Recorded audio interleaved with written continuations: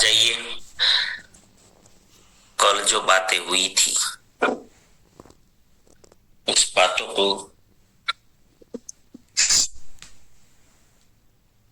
हम लोग लिंक करेंगे और ब्रीफ में जी आरती बेन आई है।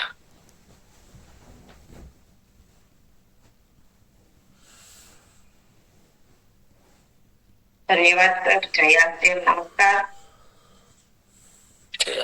नमस्कार। कल बात की थी आत्मबल के ऊपर। आत्मबल बढ़ाने के लिए नैतिकता महत्वपूर्ण है। हम जो इस धरती पर आए हैं, हम शरीर नहीं है, हम आत्मा है। शरीर तो एक आधार है। हम आत्मा की कमाई करेंगे। आत्मा की कमाई करनी है तो नैतिकता एक बहुत बड़ी शक्ति है। अगर हम कोई चीज छोड़ते हैं तो भूल जाना है, उसे बार बार कहना नहीं है कि हमने छोड़ दिया। भूल जाना है। अगर वो ताकत है हमारे अंदर किसी चीज का, हमने त्याग किया है, तो फिर जीवन में हम कभी याद नहीं करेंगे, क्योंकि वो हमारा आत्मबल है और आत्मा का बल ही ओरा है, वो ही बल है। बहुत बड़ी ताकत है, बहुत बड़ी शक्ति है नैतिकता की। अगर हम नैतिक है तो ऐसे ही हमें नहीं बैठना है, तो अपने आप कुछ नहीं मिलेगा। मेहनत तो करनी पड़ेगी। जो अवतार थे उसने भी उसके जीवन में मेहनत की थी। वो बैठे नहीं थे, रात दिन आखिरी सांस तक मेहनत करते थे। हम तो नीतिमत्ता से जीवन जी रहे हैं, हमारे साथ थोड़ी कुछ गलत होगा ऐसा कभी जीवन में मत मानना है। ये भी बहुत बड़ी गलत फहमी है। कोई भी हमारे साथ गलत नहीं करेगा, ये गलती में नहीं रहना है। क्या राम नीतिवान नहीं थे, फिर भी सीता का हरण हो गया। पांडव भी नीतिवान थे, उसका सब कुछ हड़प ले लिया गया था। नीतिमत्ता को कमजोरी नहीं बनाना, ये भी बहुत बड़ा विवेक है। कृष्ण भगवान ने भी युधिष्ठिर को डांटा था कि आपको नहीं पता है कि ये कौन लोग हैं, और इतना तो विवेक रखना है हमें। कर्मों के बिना कुछ नहीं होगा। नीतिवान लोगों को कायनात साथ देती है, ये बात पक्की है। ईश्वर चाहे हम नीतिवान है या अनीतिवान है, तो मेहनत तो करनी पड़ेगी, लेकिन नीतिवान लोगों की मेहनत को ईश्वर सपोर्ट करता है। अनैतिकता आखिरी में हारती है। गलती से नहीं मानना है कि अपने आप कुछ हो जाएगा। भगवान ने भी पांडवों की तरफ से 5 गांव मांगे थे, तो वो भी मना कर दिया। तो फिर युद्ध के लिए तैयार हो जाओ। श्री कृष्ण ने जितने भी युद्ध जीते, वहां उसका बेटा नीतिवान है तो उसको राज्य सौंप दिया था, उसने कुछ नहीं लिया था। लेकिन अनैतिकता का साम्राज्य न हो इसलिए युद्ध किया था। तो नीतिवान लोग कुछ बोलेंगे नहीं तो अनीतिमान लोगों का साम्राज्य खड़ा हो जाएगा। इसलिए भगवान ने ये गलत परंपरा को खड़ी नहीं होने दिया था। धन्यवाद। शानदार।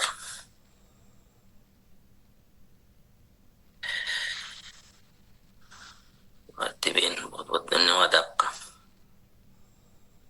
चलो, और साथी कुछ पॉइंट छूटा है क्या कल का?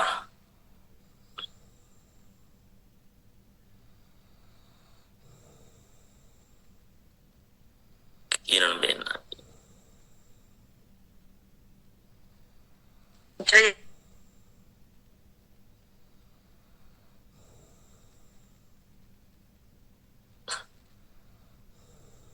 अनम्यूट कीजिए।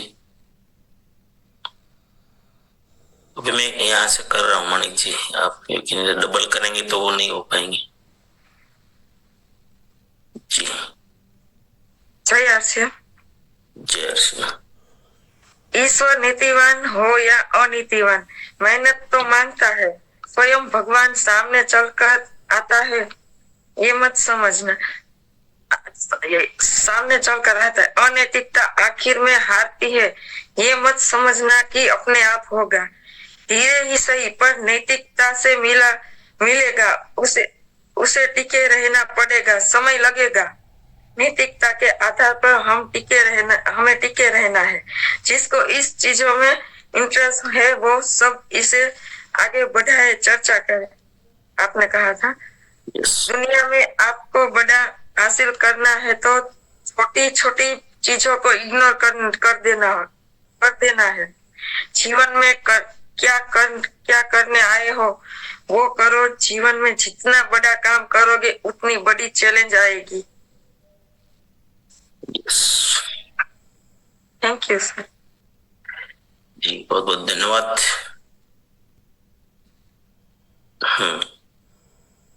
नीतिमत्ता पे तभी हम तक टिकेंगे कि याद रखना है कि अनैतिक लोग भी बहुत स्पीड से आगे जाते हैं, तभी हम नैतिकता को तोड़ते हैं और कुछ नहीं है। ये सब सारी चर्चा बहुत अच्छे से हुई थी। तो लोगों को लगता है कि चलो नैतिक तरीके से तो कुछ नहीं होगा, ये देखो गलत तरीके से कर रहे हैं तो कितने तेजी से आगे बढ़ गए और हम रह जाएंगे। आज की पीढ़ी तो वही मान रही है, इसलिए आज की पीढ़ी को ये सिद्धांत विद्धांत कुछ भी पता नहीं है। नियम सिद्धांत बस बोले ये इनके प्रकार कैसे भी पैसा कमाओ, है ना, कुछ भी मतलब। लेकिन हमें याद रखना है कि नैतिकता के आधार पर जो बिल्डिंग खड़ी है वही टिकेगी। अनैतिकता के आधार पर अगर महल भी बन गया ना तो गिरेगा, ये 100% है। इसलिए जो गिरने वाला है वो क्षणिक है, जो क्षणिक है उसके मोह में क्यों हम अपना जीवन बर्बाद करें। आखिर में जीतना ही नहीं है, बीच में कितना भी जीत लिया क्या फर्क पड़ेगा। जो जीता वही सिकंदर, आखिरी में जीतने वाला तो वही है जो नैतिक है, टिकने वाला वही है जो नैतिक है। तो ये रास्ता ही नहीं अपनाना है। चलो ममता जी क्या बताने वाले हैं? राधे राधे सभी को। तो कल मतलब हमारा माइंड पावर में पूरा क्लियर हो चुका है कि कर्मों के बिना कुछ भी नहीं मिलता। तो हमें ये भी याद रखना है कि हम जो कर्म करते हैं उस मतलब ये नहीं कि हमने ये किया तो हमें फल या कुछ भी, मतलब ये तो भगवान के ऊपर है। और ये हमें मतलब ध्यान में भी लाना चाहिए और हमें तो सिर्फ अपने कर्म बेहतर बनाने चाहिए। Thank you sir. जय आसियम। Very good. हाँ, हम अच्छे हैं, हम सत्यवादी हैं, हम धार्मिक हैं, आध्यात्मिक है, तो बिना कर्म हो जाएगा ऐसा कुछ नहीं होगा। ये गलत फहमी में कभी मत रहना। उल्टा जो लोग सही है उनको बहुत ज्यादा मेहनत करनी चाहिए। और मेहनत, हाँ, ये एक हमने मेहनत का मतलब ये नहीं कि सिर्फ हार्ड वर्क, बस शरीर को तोड़ दो, ये वाला मेहनत की बात नहीं है। मेहनत तो विचारों से भी होती है, वाणी से भी होती है, और मेहनत शरीर से भी होती है। ये बहुत याद रखना है सबको, है ना। आज मैं मेहनत कर रहा हूँ, बहुत मेहनत कर रहा हूँ, मुझे संतुष्टि ही नहीं है कितनी भी मेहनत करूं, लेकिन मैं कौन सी कर रहा हूं? मैं विचार की कर रहा हूं, मैं वाणी से कर रहा हूं, मैं कोई वजन नहीं उठा रहा हूं, है ना। तो कोई मैं मजदूरी नहीं कर, मतलब शरीर को नहीं तोड़ रहा। हाँ ठीक है, सफर करना पड़ता है, इसमें शरीर का क्या तोड़ना है, उसमें क्या है ना। तो जैसे बिना खाए पिए अगर हम शरीर को यूज करते हैं तो उसको शरीर मतलब इसको ये माना जाएगा, लेकिन हम ये भी नहीं करते, हम पूरा न्यूट्रिशन देते हैं शरीर को। तो मेहनत तो बहुत है, मतलब फुल समय दे रहे हैं, फुल समय, लेकिन दे क्या रहे हैं, कर क्या रहे हैं? विचार दे रहे हैं, विचार कर्म कर रहे हैं, वाणी का कर्म कर रहे हैं ना। तो ये मेहनत है। तो महापुरुषों ने भी तो वही किया ना, अवतारी पुरुषों ने भी तो, श्री कृष्ण भगवान ने वही किया, राम ने वही किया, बुद्ध ने वही किया, सबने वही किया। कोई भी अवतार को देख लो, कोई भी महापुरुषों को देख लो, उसने विचार और वाणी की मेहनत की। तो मेहनत करनी है, लेकिन इसका मतलब ये नहीं कि शरीर को तोड़ देना है। तो ये बहुत बारीक बारीक पॉइंट है, अगर ये समझ में आ गए तो चलो अपने साथियों को जरूर बुलाते रहना, क्योंकि ये जो हमारा प्रोग्राम है बहुत ही प्रैक्टिकल हम निर्माण करना चाहते हैं, ऐसे ऐसे साथी निर्माण करना चाहते हैं जो आपके द्वारा भी इस संसार का कल्याण होना चाहिए, ऐसे लीडर साथी निर्माण हो,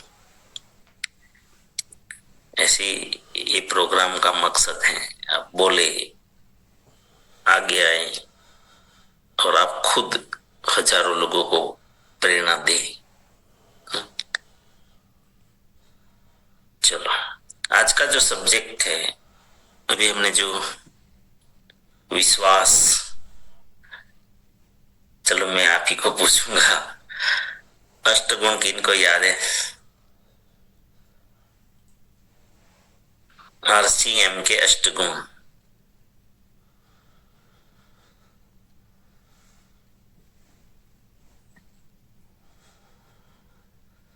एक प्रहलाद भाई।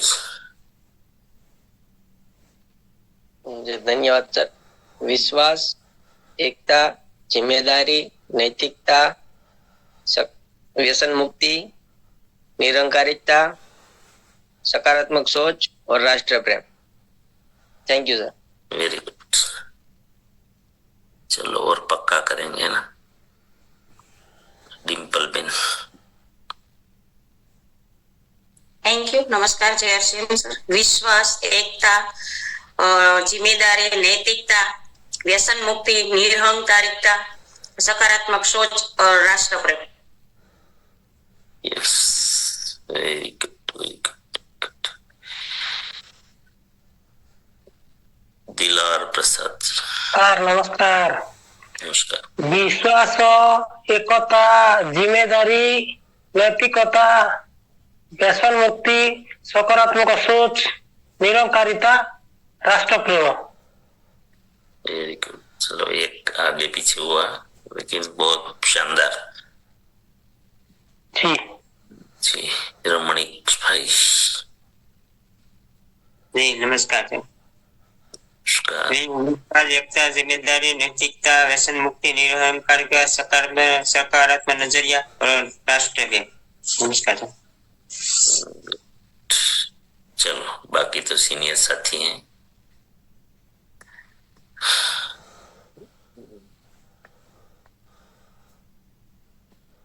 ओके, तो सबको याद हो गया? फिर से एक बार, ये क्या होगा, क्यों हमने, चलो कौन बताएंगे ये क्या, क्यों जरूरी है याद रखना? कौन बताएंगे? कौन बताएंगे?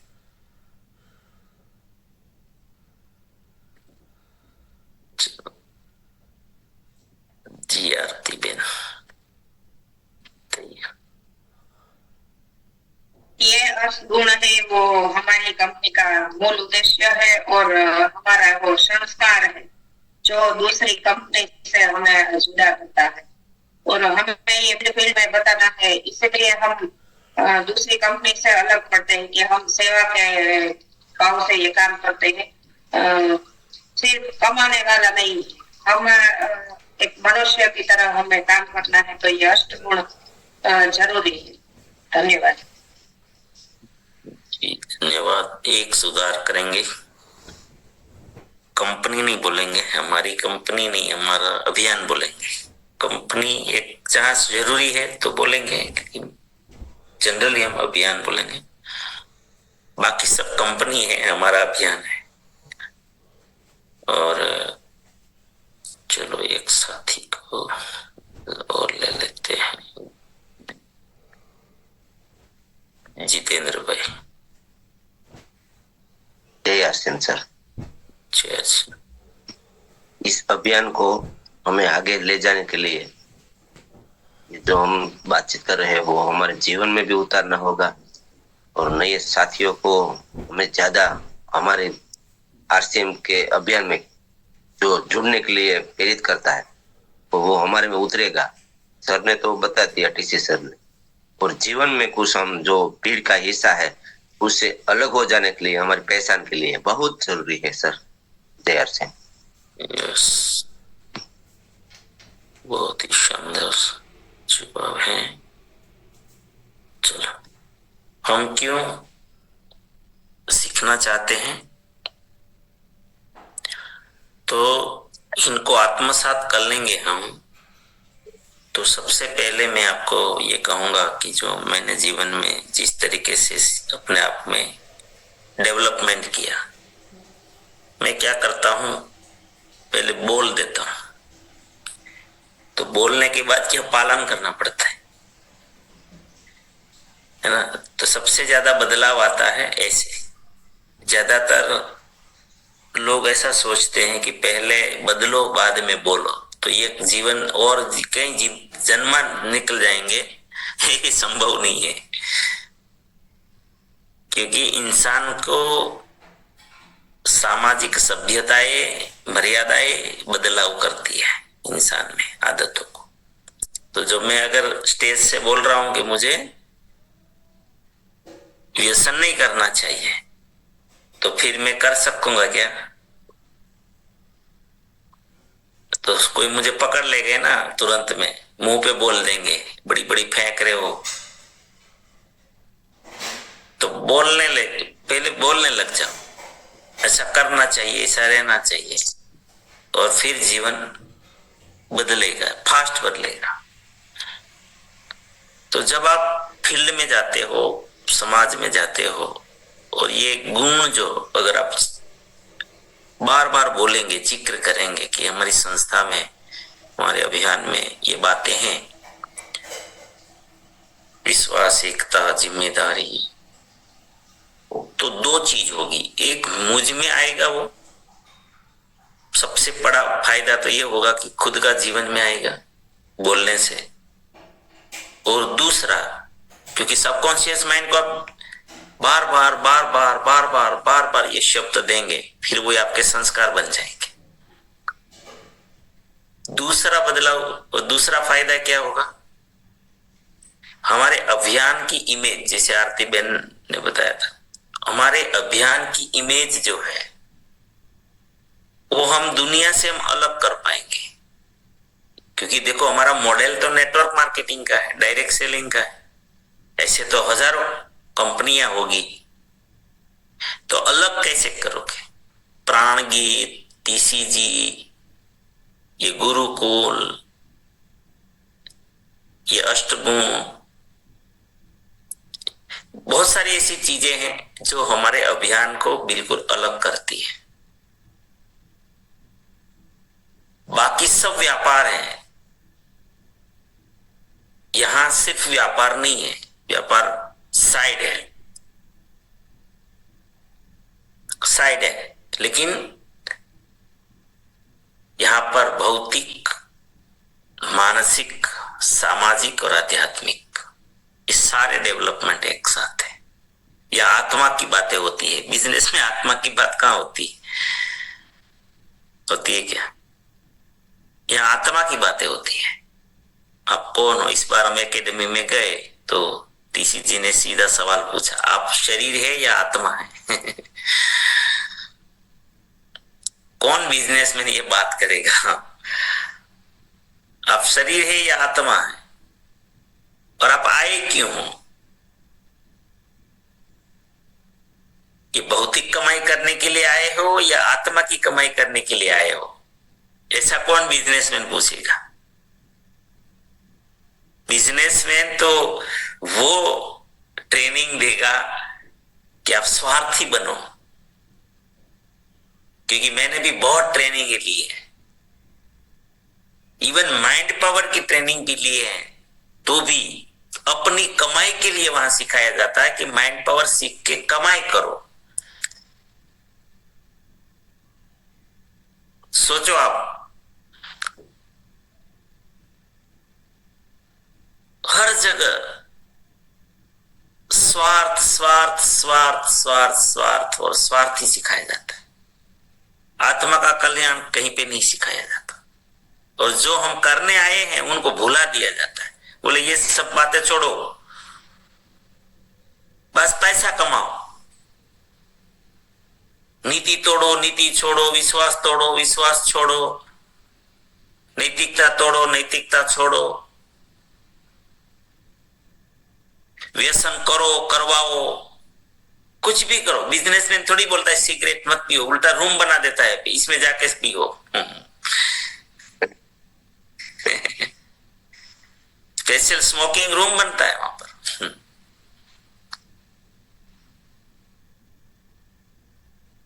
अगर आपका कोई ऊपरी ऑफिसर हैं, अधिकारी हैं, तो अगर वो दारू पीता है तो उनके साथ बैठ के जबरदस्त पिलाओ, लेकिन अपनी कंपनी का काम निकलवाओ। क्या सिखाया जाता है? और यहां पर हजारों हजारों लोगों को व्यसन छुड़वाया जाता है, लाखों लाखों लोगों को व्यसन छुड़वाया जाता है, मांसाहार छुड़वाया जाता है। इसीलिए ये याद रखना बहुत जरूरी है। इसलिए अष्टगुण जो है, ये जब हम इतना कॉन्फिडेंटली बात करें, यहां आप अलग हो जाओगे दूसरों से। तो क्योंकि मेरी आदत है कि रीजन और विजन क्लियर होना चाहिए, कोई भी काम करो। हम यहाँ पर, और मैं बार बार याद दिलाता रहूं कि आप सीख रहे हो, क्यों सीख रहे हो, अष्टगुण पे चर्चा क्यों हो रही है, क्या जरूरी, क्यों जरूरी है? टाइम पास तो नहीं कर रहे हम, समय तो नहीं बिगाड़ रहे, इससे बदलाव आना जरूरी है। इनका उपयोग होना चाहिए, इनको हथियार बनाना चाहिए, इनको अस्त्र शस्त्र बनाना चाहिए, तो हमारे आत्मा के कल्याण में जो भी काम हम कर रहे हैं उसको मजबूती से आधार बने। चलो, तो विश्वास, एकता, जिम्मेदारी, नैतिकता, और पांचवा जो हमारा गुण है वो है व्यसन मुक्ति। व्यसन मुक्ति।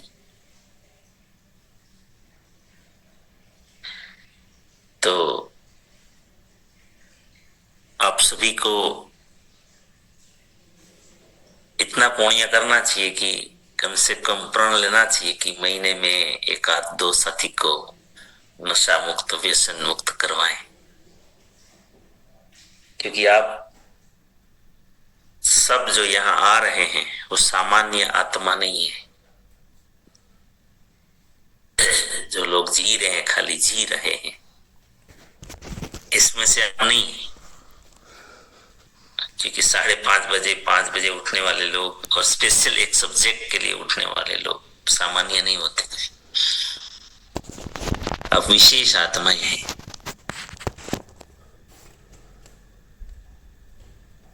टीसी जी ने भी बोला था कि जो आरसीएम कर रहे हो ना, आप कोई अलग आत्माएं हैं, ऐसे ही आप यहां पर नहीं है।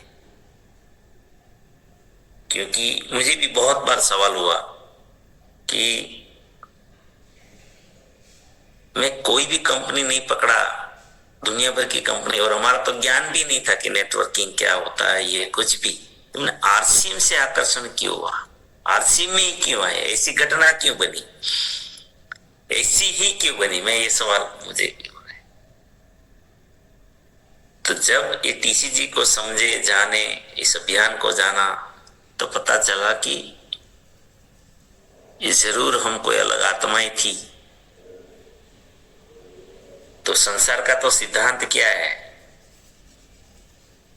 कि हमारी आत्मा का जो भाव होगा, या जैसे चुंबक होता है वो लोहे को खींच लेता है, ऐसे जो लेवल की आत्माएं होती है, जो स्वभाव की आत्माएं होती है, उस तरह का माहौल में वो खींच जाती है। इसीलिए देखिए, सब धार्मिक नहीं होते, सब आध्यात्मिक नहीं होते, सब भौतिक भी नहीं होते। ये सब आत्माओं का अपना कमाई है। ये जैसे जिनकी कमाई है, जिनकी क्वालिटी है, गुण है, वो ऐसे खींच जाते हैं उस तरफ। तो आप जो ये आ रहे हैं 5:30 बजे, आपको क्या लगता है बाकी के जैसे नहीं है आप? यहाँ किसको नहीं पता है, पूरे भारत को पता है ये प्रोग्राम चल रहा है। आते कितने 200 250। तो ये एक तो प्राउड फील करिए। अगर आपको पता ही चल गया है कि मैं कुछ अलग हूं, विशेष हूं, इस जैसे मैं 4 कॉलम बताता हूं ना, भौतिक, मानसिक, सामाजिक, आध्यात्मिक, तो आप में विशेष चीजें जो हैं, भले ये आर्थिक स्थिति मत देखो, ज्यादातर आज के समाज में जो यही तो बीमारी है सबसे, धन खाली नापा जाता है, भौतिकता ही नापी जाती। तो अमीर किसको बोलेंगे? अमीरी सिर्फ हम पैसेदार को अमीरी बोलते हैं, नहीं। इस बार की एकेडमी में जेएस पे पता है ना आपको क्या हुआ? हमारी एक बहन आपके ऊना साइड से ही थी, गरीब परिवार से थी, ऐसा कुछ भी नहीं, उसके खुद के पास पैसा नहीं था और वो अपनी सखी के पास से, फ्रेंड के पास से पैसा लेकर आई थी और वो पैसा भी गिर गया। लगभग 2000 के आसपास कुछ पैसा था उसके पास, वो गिर गया। और हमारी कोई बहन को मिला, वो यार सिंह परिवार की बहन को मिला, और वो भी गरीब थी, ऐसा नहीं आर्थिक रूप से गरीब थी, उनके पास भी कुछ नहीं था, लेकिन उसने आके बोला कि ये पैसा मुझे मिला है। वो रख सकती थी। अब बताइए कौन अमीर है?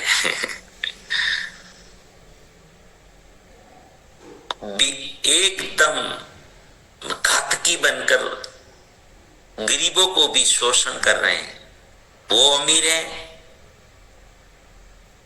या फिर ये हमारी गरीब बहन जिसके हाथ में पैसा आया था, वो किसी ने, इसने चुराया नहीं था, उसको मिला था। एक तरीके से देखोगे तो भगवान ने चलो उसी के हाथ में दिया, वो रख सकती थी, लेकिन उसने वापस कर दिया। तो मैं तो मानता हूं अमीर तो वो बहन है जिसने पैसा दे दिया। बड़ा करोड़पति भी कौन सा अमीर है? तो अमीर तो वो है जिनके अंदर मन की अमीरी है, आत्मा की अमीरी है, और ये कमाई के लिए हम आए। इसका मतलब ये नहीं कि भौतिकता नहीं चाहिए, भौतिकता तो चाहिए, क्योंकि हमें वैश्विक कार्य करना है, तेजी से करना है। क्योंकि भौतिकता के बिना आपकी आत्मा कितनी भी बड़ी कमाई करके आई हो, लेकिन भौतिकता के आधार बिना आप बहुत फास्ट, तेजी से समाज में निर्माण नहीं ला पाएंगे, बदलाव नहीं कर पाएंगे।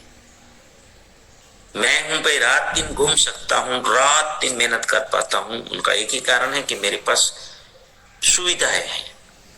मुझे कितना खर्च करना पड़े, पैसा लगेगा, ट्रैवलिंग में कितना लगेगा, कहाँ कितना लगेगा, मुझे गणित करने की आवश्यकता नहीं है, तभी मैं कर पाता हूं। आपको तो सोचना पड़ेगा। अगर आपका घर चलता है, जैसे भी आप 25-30 हजार 40 हजार कमा रहे हो, तो आप जैसे वैसे घर चलेगा। आपको तो 10 बार सोचना पड़ेगा। पेट्रोल का भी हिसाब करना पड़ेगा कि यार कितना पेट्रोल जलेगा। आप मेरी तरह नहीं भाग सकते, और इनका एक ही कारण है, सबकी बात नहीं कर रहा हूं, कुछ साथी अगर हैं करना बहुत सारा चाहते हैं, लेकिन आपकी मर्यादा आ जाती है कि आपके पास धन नहीं है। तो धन तो चाहिए ना, तो इसको इग्नोर नहीं करना है। लेकिन धनवान वो नहीं है जो धन है जिनके पास, धनवान वो है जो मन से अमीर है, आत्मा से अमीर है। थोड़ी व्याख्या बदलनी है, इसको परिभाषा को चेंज कर। चलो, तो ये अष्टगुण में व्यसन मुक्ति जो है इनके लिए आपको मेहनत करनी पड़ेगी, आपको लाना पड़ेगा सबको। मैं तो कहता हूं 8-10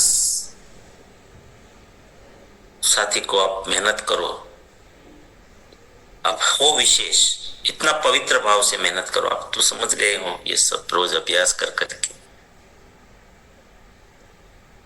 क्योंकि व्यसन मुक्ति आज हमारे देश को बहुत बर्बाद कर रही है। व्यसन जो है बहुत बर्बाद कर रहा है, इसी व्यसन मुक्ति करना भी बहुत ही जरूरी है। और ये भी तो माइंडसेट है और कुछ भी नहीं है, इसलिए हम बदल सकते हैं। बहुत लोग बोलते हैं कि भी व्यसन ये हो रहा है ना, शरीर की ये है वो है, कुछ भी नहीं, सब माइंडसेट है। तो माइंडसेट तो बदला जा सकता है, माइंडसेट बदला जा सकता है, ये याद रखना। नशा भी एक माइंडसेट है। अगर ये माइंडसेट नहीं होता, नशा अगर माइंडसेट नहीं होता तो सबको करना चाहिए था ना। यहां जो भी आप सभी साथी हैं, आप कोई व्यसन नहीं कर रहे, जी रहे कि नहीं मस्ती से, बड़ा आनंद ले रहे हैं जीवन में। और वो लोग बोल रहे हैं कि नशा करेंगे तो आनंद मिलता है। ये माइंडसेट नहीं है तो क्या है बताइए आप, है? ये माइंडसेट ही तो है। इसका मतलब इसको बदला जा सकता है। जो नशा नहीं कर रहे हैं, अगर वो व्यसनी लोगों के साथ रह गए तो उनका माइंडसेट बदल जाता है, तो वो भी व्यसनी बन सकता है, उनको भी बदला जा सकता है। और जो है उनको छुड़वाने के लिए भी काम किया जा सकता है। और क्यों सरल है ये छुड़वाना? क्योंकि जो भी नशा कर रहे हैं, मुझे तो आसान लगता है जयेश भाई इनको छुड़वाना, जितेंद्र भाई, क्यों बताऊं? क्योंकि जो नशा कर रहे हैं परिवार में, तो उसके माता पिता ने बोला होगा बहुत बार, अगर शादीशुदा है तो पत्नी ने भी बहुत ही बोला होगा, बच्चों ने भी बहुत बोला होगा, सबने बोला होगा छोड़ दो छोड़ दो छोड़ दो छोड़ दो। तो हजारों बार उसके सबकॉन्शियस माइंड में तो ये गया है, छोड़ दो छोड़ दो छोड़ दो। और इनके कारण उनका भी स्वभाव में आया है कि मुझे छोड़ देना है। मैं मानता हूं, इसीलिए मैं मानता हूं कि ऑलरेडी प्रक्रिया हो चुकी है, हजारे हथौड़े पड़ चुके हैं, हमारे एक हथौड़े की जरूरत है।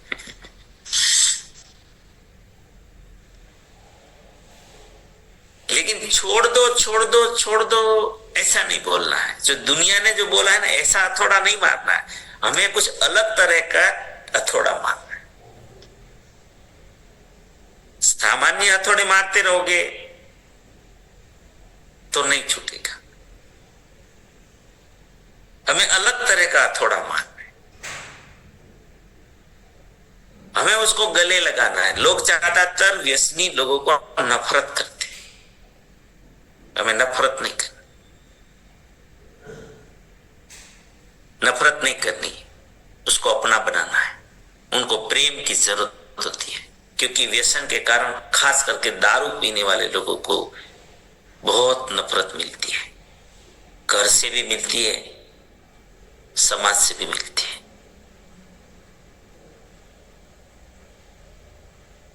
उनको अपना बनाना पड़ेगा, उसके कंधे पे हाथ रख के उसकी पीठ भी थपथपानी पड़ेगी कि यार आप कितने अच्छे इंसान हो। मैं तो गले लगाता हूं, मैं तो प्यार करता हूं, और मैं सीखा हूं परम पूज्य दादाजी से। उसने बोला था कि जिस व्यक्ति से कुछ करवाना चाहते हो ना, पहले उसको अपना लो, जैसा है वैसा अपना लो। तो जैसे ये गलत संग में रहकर गलत रास्ते पे भटक गए हैं ना, अगर आप अपना लोगे ना तो एक दिन आपके रास्ते पे आ जाएगा। इंसान को सब मिलाकर प्यार चाहिए, प्रेम चाहिए, और व्यसनी लोगों को प्रेम नहीं मिलता है।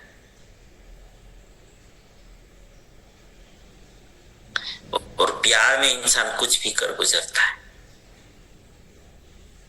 हम सब जानते हैं। हम खुद भी तो प्रेम से ही तो आकर्षित होते हैं ना।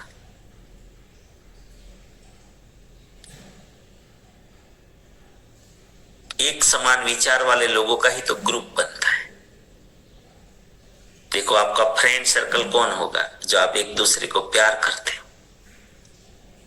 आपका सर्कल भी तो वही होता है। जब हम हमारे सर्कल से व्यसनी लोगों को निकाल देते हैं तो फिर उसका सर्कल बन जाता है।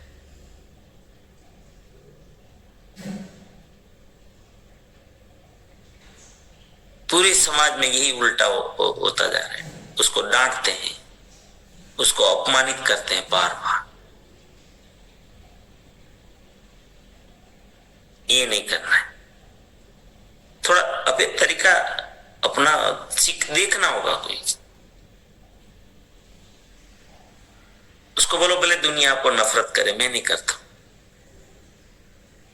और मैं क्यों करूं? मैं क्यों अपनी आत्मा की कमाई को खराब करूं?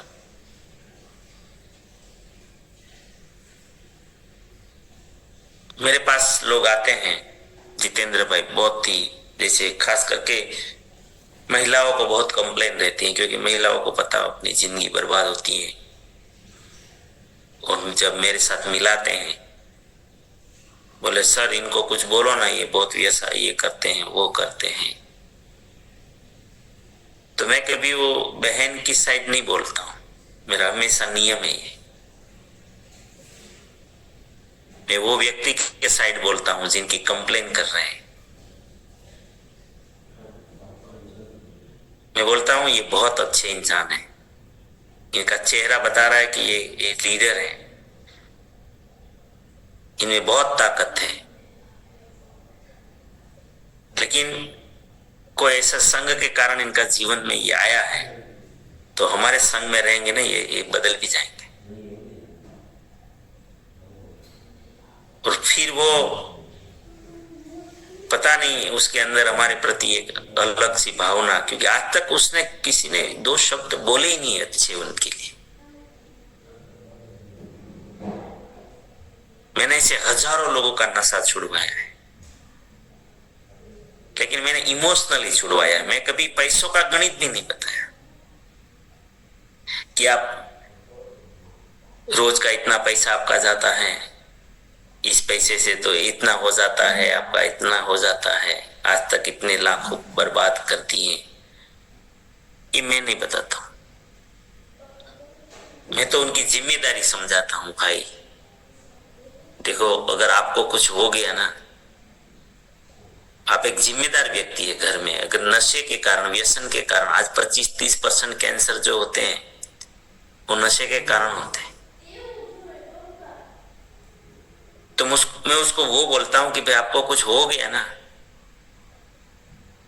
और वो ये कम उम्र में हो जाता है। जो होता है व्यसन के कारण जो होता है वो कम उम्र में होता है। एक तकलीफ ये भी है, आज मैं जो आदिवासी समाज में काम कर रहा हूं आरसीएम में, वहां इतना दारू है, इतना नशा लोग कर रहे हैं गलत संग के कारण, तो कम उम्र में युवा खत्म हो जा रहे हैं। 30 साल में तो पत्नी उसकी विधवा हो जाती है। आपको हर गांव में, कोई गांव में तो 25, 50, 80 तक महिला मिल जाएगी जो विधवा है दारू के कारण। वहां एजुकेशन की कमी है और नशा बहुत है। आजकल तो ड्रग्स, गांजा, उसमें भी आदत, लतों में चढ़ गए हैं वहां पर लड़के आजकल। तो वहां की महिलाओं की स्थिति फिर दयनीय हो जाती है। हम वो बताते हैं कि देखो आपके पीछे इनका क्या है, इनकी बच्चों की स्थिति देखो। जिन आत्माओं को आपने इस धरती पर लाने में निमित्त बने हो, जिस बच्चों को आपने जन्म दिया, उनका क्या दोष? चलो आप तो व्यसन के कारण चले जाओगे, आपको कुछ हो गया तो लीवर खत्म हो जाता है। आजकल क्या कि व्यसन में भी तो डुप्लीकेट है ना, वहां भी नीति थोड़ी है, वहां नीतिमत्ता थोड़ी है। आज दारू में ये जो गाय भैंस को दूध निकालने के लिए जो इंजेक्शन देते हैं ना, जो जिसके ऊपर बहुत प्रतिबंध है, वो दारू में डाल दिया जाता है। तो मतलब कि आपको कोई भी ऑर्गन पे आपका कंट्रोल, नर्वस सिस्टम को टोटल डाउन कर दिया जाएगा उसमें। नर्वस, ये उसी का वही तो रोल है, वो इंजेक्शन का। आपका कोई कंट्रोल ही नहीं रहेगा किसी भी अंग के ऊपर।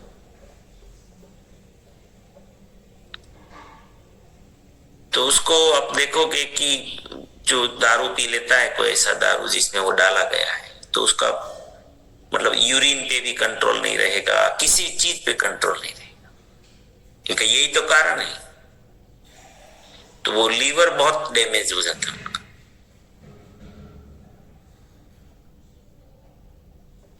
तो ज्यादातर और अमीर लोग जो पीते हैं उसमें ऐसी चीजें नहीं होती है। वो तो एक प्रकार का कोई जूस और प्योर वैसे कुछ चीजें होती है उसमें तो,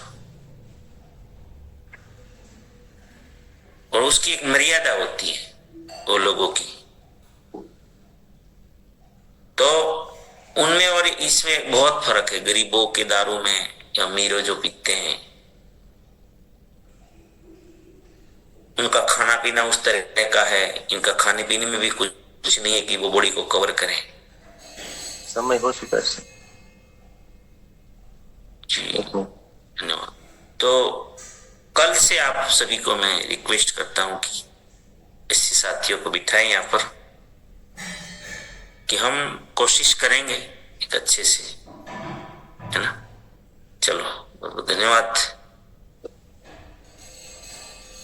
प्रार्थना करेंगे आप सभी के लिए। आप सभी के जीवन में हमारे आरसीएम के द्वारा, हमारे सिस्टम के द्वारा, हमारे साथियों के द्वारा अनंत सुख, अनंत आनंद, अनंत अनंत स्वास्थ्य, यश, कीर्ति, वैभव, मान सम्मान, प्रेम प्राप्त। आपकी चाहत से हजारों गुना ज्यादा आपको सफलता प्राप्त हो। आप जहां भी जाए आपको मान मिले, सम्मान मिले, स्वीकार मिले, सत्कार मिले, आदर मिले,